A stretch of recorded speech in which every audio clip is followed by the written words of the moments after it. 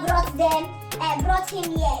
So they got all this thing that is circulating hair into the kitchen, because when we are cooking, the kitchen always gets wet with the evaporate with the heat of the boiled water or boiled anything boiled. Then you always cause all this we call it humidity. I don't know what you guys are calling it in English language.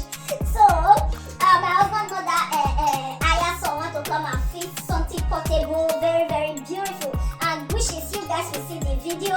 So they are done working on it and everything. So I have to go and clean it, because after working on it, so when he was working on it, there was a little bit of dust from up here, because they put hope. They cannot fall. They put hope here. This part. So you guys will not be seeing me. So I just have to clean it a little bit. I have to put everything up. Did you see this part?